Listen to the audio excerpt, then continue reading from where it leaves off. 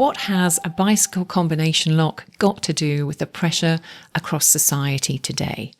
I'm going to tell you. I'm Annie Hood. Welcome to Well Intel Daily. The analogy I want to share with you is something that I've found through reading Dr. Gwen Adshead's book, The Devil You Know. What she talks about is how she approaches her patients who are all heinous criminals. She's a forensic psychiatrist, and she uses a particular method for breaking down how she sees those people from having come from their childhood through to adulthood and committing some of the most brutal crimes you would see in the newspapers, hear about, read about. And Dr. Adshead makes it very easy to understand how, for all of us, the pressure, the stress, the anxiety really builds up to a point where we explode, or, in the analogy, the bicycle lock pops open.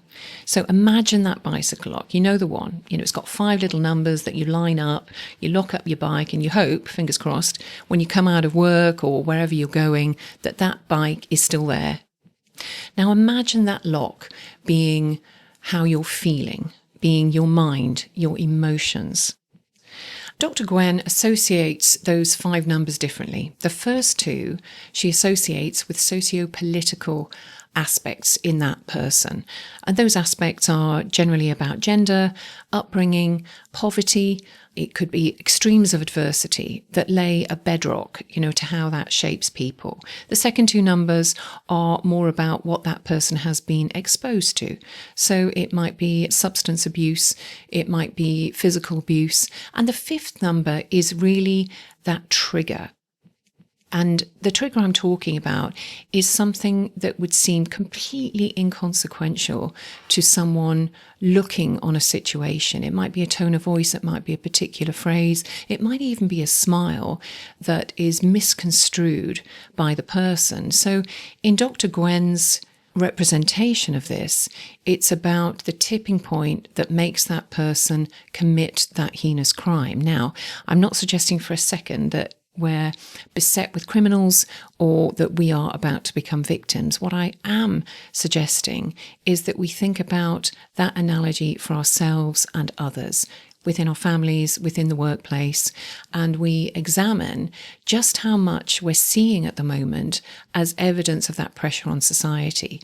And what I mean, and I can use myself as a great example, I get snappy, I get angry, or I'm hurt, and it seems completely out of context with a particular situation.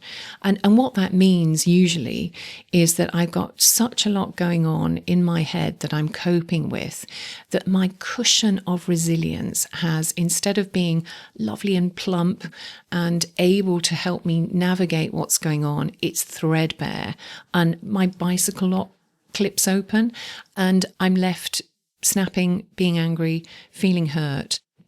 Well, reading Dr. Gwen's book really gave me pause, because what she illustrates, epitomizes actually, is radical empathy and radical compassion. And my sense is that's what we all need to lean into now, today. I don't just mean ignore everything that's going on, but I do mean have crystal clear 2020 awareness vision for just how much everyone is dealing with. So if your own combination lock snaps open, how are you going to deal with it? The first point is self-awareness.